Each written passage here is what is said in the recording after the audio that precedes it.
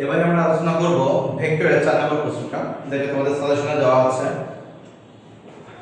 অরুণ মাঝি এবং বরুণ মাঝির যে ম্যাপটা সেটা। অরুণ মাঝি 8 কিলোমিটার পার আওয়ার বেগে নৌকা চালিয়ে নদীর প্রস্থ বরাবর পার হয়। বরুণ মাঝি একই বেগে নদীর প্রস্থ বরাবর নৌকা চালায়। নদীর প্রস্থ দেওয়া আছে 2 কিলোমিটার। প্রশ্ন ভেক্টরের যোগসূত্র কাকে বলে? এটা দেখো বইতে দেওয়া আছে, একদম সুন্দর করে দেওয়া আছে যে দুটি ভেক্টর, একটা ভেক্টরের শীর্ষবিন্দুতে অপর একটি ভেক্টরের পাদবিন্দু স্থাপন করলে প্রথম ভেক্টরের পাদবিন্দু থেকে দ্বিতীয় ভেক্টরের শীর্ষবিন্দু পর্যন্ত যে রেখাটা নেই ওই রেখাটাকে বলা হয় তাদের লব্ধি, আর ওই রেখার যে মান বা দৈর্ঘ্য যেটা সেটা হচ্ছে লব্ধির মান। এরপর কি বলছে? ট্রলি ব্যাগের হাতল লম্বা রাখা হয় কেন? ট্রলি ব্যাগের হাতল লম্বা রাখা হয় কেন? এটা তো আমরা জানি যে যদি কোনো কিছু টানা হয় সেক্ষেত্রে তার ওজন হ্রাস করার জন্য যত কম কোণে থাকবে, অর্থাৎ মনে করো যে একটা বস্তু যদি এইভাবে আছে, এটাকে আমি এদিকে বল প্রয়োগ করছি, এই বল তো সামনের দিকে যাওয়ার জন্য যে বলটা কাজ করে সেটার নাম হচ্ছে F cos θ। যে cos θ টা আমাদের কি করবে? যদি কোণের মান cos 0 ডিগ্রি হয়ে থাকে, দেখো যদি 0 ডিগ্রি হয় তাহলে সেক্ষেত্রে আমরা জানি cos 0 ডিগ্রি মান কত? 1, অর্থাৎ সর্বোচ্চ মান পাওয়া যাবে। অর্থাৎ কোণের মান যত কম হবে তত আমাদের কি হবে? বলের মানটা তত বেশি আমরা দিতে পারবো। যে বলের মান যত বেশি দিতে পারবো তত টানা মারার জন্য সুবিধা হবে। এইজন্য ট্রলি ব্যাগের হাতল কি করা হয়? কম কোণে হেলানো হয়, যাতে আমরা কি করতে পারি? বস্তুটিকে সহজে অল্প পরিশ্রমে বেশি পরিমাণে বল প্রয়োগ করতে পারি। ওকে, এরপরে প্রশ্নটা বলছে যে অরুণ মাঝি কোন দিকে নৌকা চালাতে হয়েছিল? অরুণ মাঝি কি বলছে? যে অরুণ মাঝি 8 কিলোমিটার পার আওয়ার বেগে নৌকা চালিয়ে নদীর প্রস্থ বরাবর পার হয়। তার মানে আমি যদি ফিগারটা দেখি, তোমাদের দেখো শীটে ফিগারটা দেওয়া আছে, তারপর আমি একটু ফিগারটা ড্র করি।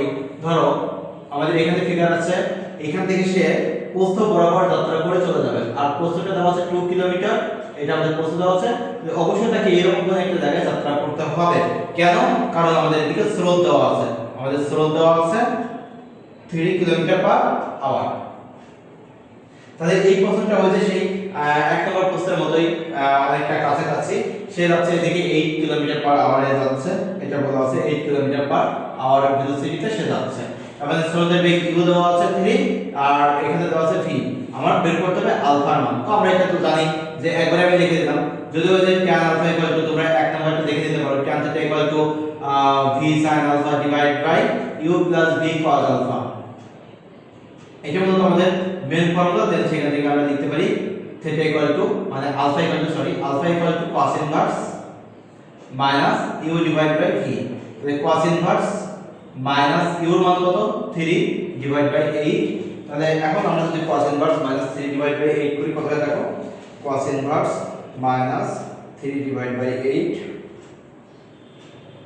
112 ডিগ্রি, মানে 112.02 ডিগ্রি। তার মানে কি স্রোতের দিকের সাথে সে 112.02 ডিগ্রি কোণে যাত্রা করেছিল। এরপরে প্রশ্নটা বলছে যে কোন মাঝি কোন সময় নদী পার হবে? তার মানে একজন কোন দিকে যাত্রা করেছে? স্রোতের বিপরীতে, আর একজন স্রোত বরাবর মানে প্রস্থ বরাবর যাত্রা করেছে। তো সেই ক্ষেত্রে আমরা এই ছিল আমাদের গ নম্বর প্রশ্ন, এটা আমাদের গ নম্বর। আর ঘ নম্বরের পদ্ধতি আসে, তো ঘ নম্বরের ক্ষেত্রে আমাদের সময় বের করতে হবে।